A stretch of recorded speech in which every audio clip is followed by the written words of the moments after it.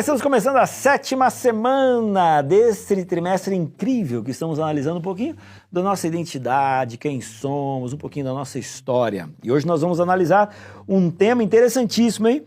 O sistema de dízimos. Antes da gente falar sobre isso, a gente vai conversar sobre isso a semana inteira, deixa eu falar uma coisa para você. Existem algumas igrejas que você vai lá domingo, segunda, terça, quarta, quinta, sexta, sábado, qualquer dia, em qualquer um dos 5, 10, 15 cultos do dia. O pastor ele está fazendo uma análise da Bíblia e sempre acaba em dinheiro, sempre acaba em dízimo, sempre acaba falando a respeito disso. Vamos entender que a gente vai perceber ao longo dessa semana que dízimo, sim, é uma mensagem que é bíblica, só que ela não é única.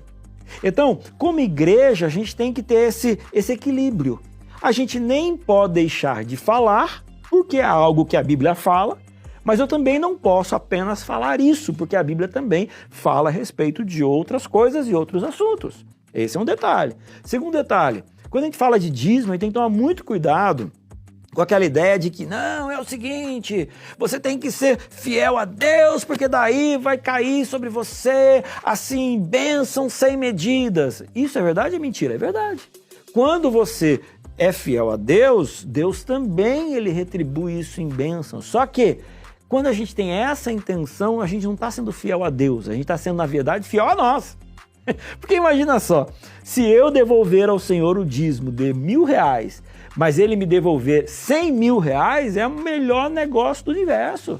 Então, a gente tem que tomar cuidado com a forma como a gente analisa, como a gente aborda a questão de dízimos e ofertas. É um assunto bíblico? Sim. O que eu acho legal dessa semana é que nós vamos perceber o desenvolvimento do entendimento teológico sobre esse assunto e a gente vai ver como que acontecia no início da nossa igreja, a Igreja Adventista.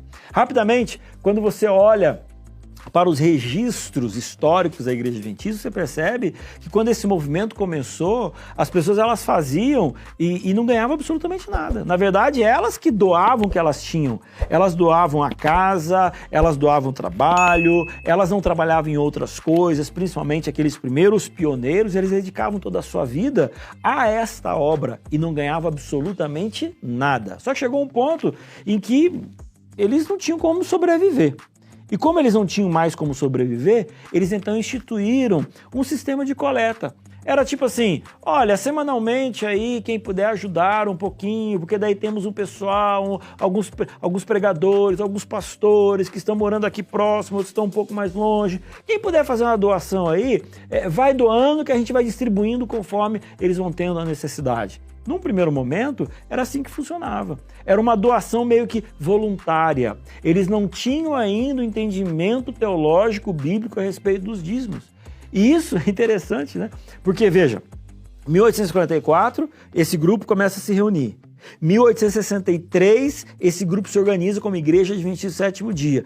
1878, 15 anos depois, é quando começa essa ideia de, de remunerar pregadores e pastores, organizar essa questão financeira. Então foi um processo, não foi uma coisa assim de um dia para o outro. Não foi aquela ideia de que, eu abro aqui agora uma igreja, amanhã já estou falando de dízimo e oferta, e aí já tenho o meu salário, eu já tenho o meu dinheiro para poder construir uma igreja. Não foi dessa forma. Foi um processo um tanto quanto longo e dolorido. Vamos estudar isso ao longo da semana. Valeu e até amanhã!